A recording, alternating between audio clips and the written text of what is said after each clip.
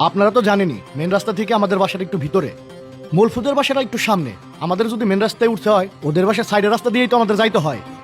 আমরা এই রাস্তা দিয়ে চলাফেরা করে দেখে ওরা পুরো ময়লা আবর্জনা দিয়ে রাস্তাটা আটকে রাখে। একটা গাড়ি নিয়ে যে বাসায় ঢুকবো ওই উপায় তো নাই, হাইটে যায় ওই কষ্ট।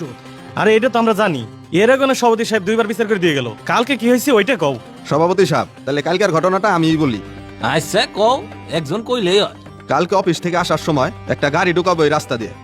তা দেখলাম মূলফুরা গরুর ময়লা আবর্জনা দিয়ে রাস্তা আটকায় রাখছে। আমি বললাম আবর্জনাগুলা সরাই দে। আবর্জনা তো সরাইলই না, উল্টে আমার আর অকথ্য ভাষায় গালাগালি করলো।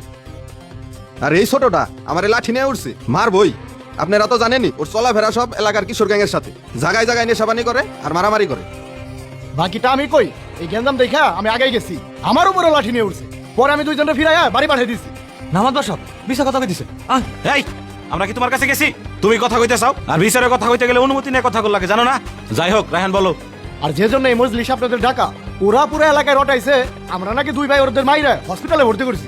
এই অশিক্ষিতদের নিয়ে আমরা সমাজে কেন বসবাস করি? আমাদের একটা মান সম্মান নাই? আমরা এদের বিচার চাই। আচ্ছা সবই তো বুঝলাম, বসো তোমরা। সভাপতি সাহেব, এরা হচ্ছে সমাজের শান্তি নষ্ট করে, এদের চরম বিচার হওয়া উচিত। আচ্ছা ঠিক আছে, আগে ওগো বক্তব্য শুনি, বিচার পরে করা যাবে না। হয় তোমাকে কি বক্তব্য আছে কও। মাতবার সাহেব, ওনারা দুই ভাই যাই কইছে সবই মিছা কথা। আপনারা তো জানেনই ওই রাস্তার জমিটা আমাকে দুই ভাইয়ের। তাই হেরা প্রতিনিয়ত আমাকে চাপ দেয় যাতে জমিটা আমি ওনার কাছে বেশি। তাই কালকে হইলো আমরা দুই ভাই খেট টানতেছি, হেরা এসে কয় কি তোরা কি জমিটা বেচবি না তখন বাইর করে দিন। এখন আমার বাপে বেরোতাম বেশুন না এই কথা কর হাতে হাতে আমাকে মায়। দুই ভাই আমাকে মায়েরা থয় নাই, আমার ফলে হেলাইছে আর ওর মাথারও ফটা হেলাইছে। আমাকে এত কিছু বুঝাই লাভ নাই, আমরা কি আজকে থামাত বাড়ি করি? তোমরা কিছু করো নাই, তোমাকে শুধু শুধু মারবো। এক হাতে কি তালি বাজে? হয় কি কোন আপনারা? ঠিক। না না মাতবার সাহেব, আমরা দুই ভাই কিছু করি নাই। ওনারা হলো আমাকে জমিনটা জোর করে নিবে চায়। আমরা তো আমার বাপটা তার ভিতরে বেসম নেই, বেশি না দেহে ওনারা আমার সাথে মন করে। বুঝছি, এই রাস্তাটা নিয়ে সব ঝামেলা। তোমরা এক কাজ করো, রাস্তাটা ওগো কাছে বেঁচে দাও। ওগো তো গাড়ি ঘোড়া নয়, ভিতরে আসল লাগে। আর তোমরাও হাঁটা চলা করো। আর ওরা যদি তোমাকে হাঁটা চলা না করবে দেয় তাইলে আমরা তো আছি। না মাতবার সাহেব, এটা কেমন বিচার? আমি আমার বাপদাদার ভিতরে বেসম নেই। মাতবার সাহেব, কইছিলাম না ওরা সমাজের শান্তি নষ্ট করে? প্রমাণ পাইছেন?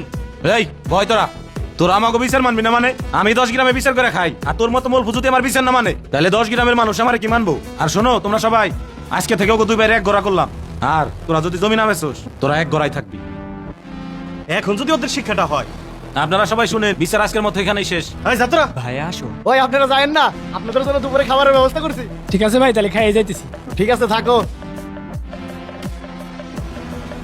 মাতবার সাহেব, এবারে বিচারটা অনেক ভালো হয়েছে। আরে আবার এইসব করতে কয় কেন? মাতবার সাহেব আসেন, আপনাদের জন্য ভিতরে খাবার ব্যবস্থা করছি। আচ্ছা চলেন। আসেন আসেন। আর তোমাকে জন্য পাঠাই দিতেছি, থাকো।